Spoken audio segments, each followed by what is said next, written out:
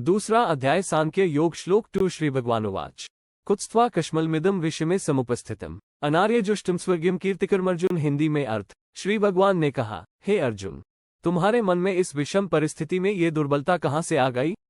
यह न तो आर्य श्रेष्ठ पुरुषों के योग्य है, न ही स्वर्ग की प्राप्ति कराने वाली है और न ही कीर्ति को बढ़ाने वाली है। विस्तृत व्याख्या। इस श्लोक में भगवान श्री कृष्ण अर्जुन को उसकी मनोस्थिति के बारे में फटकार लगाते हैं।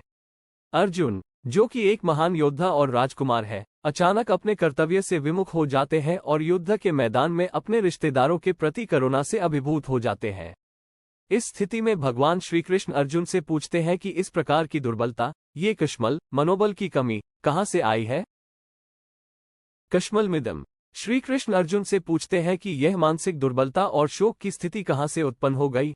ये कश्मल यानी मानसिक दुर्बलता एक योद्धा के लिए सर्वथा अनुचित है, विशेषकर युद्ध के मैदान में। विषमे समुपस्थितम्। श्री कृष्ण अर्जुन को याद दिलाते हैं कि वे इस विषम परिस्थिति में हैं, जहां कर्तव्य पालन सबसे महत्वपूर्ण है। इस समय दुर्बलता का स्थान नहीं होना चाहिए। अनार्यजुष्टम। भगवान ये भी कहते हैं कि ये दुर्बलता अनार्यजुष्टम है, यानी यह उच्च और श्रेष्ठ पुरुषों आर्यों के आचरण के विपरीत है। आर्य वे होते हैं जो धर्म और कर्तव्य के पथ पर चलते हैं, और इस प्रकार की दुर्बलता उन्हें शोभा नहीं देती।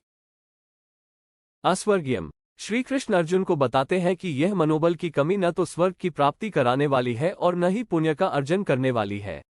कर्तव्य से विमुख होना स्वर्ग के मार्ग को बंद कर देता है। अकीर्तिकरम। अंत में श्री कृष्ण कहते हैं कि ये दुर्बलता अर्जुन की कीर्ति को नष्ट करने वाली है।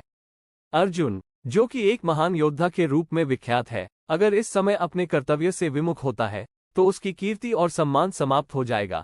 इस श्लोक का गहरा महत्व यह है कि भगवान श्री कृष्ण अर्जुन को उसके वास्तविक कर्तव्य का स्मरण कराते हैं और उसे इस मानसिक दुर्बलता से उबरने के लिए प्रेरित करते हैं। इस प्रकार का मार्गदर्शन हमें ये सिखाता है कि जीवन में जब भी हम कठिनाइयों और दुविधाओं का सामना करें, हमें अपनी कमजोरियों पर काबू पाकर अपने कर्तव्यों को निभाना चाहिए। श्री कृष्ण का यह उपदेश ये भी दर्शाता है कि हर व्यक्ति को अपने आचरण और कर्मों में दृढ़ता और अनुशासन बनाए रखना चाहिए, चाहे परिस्थिति कितनी भी कठिन क्यों न हो।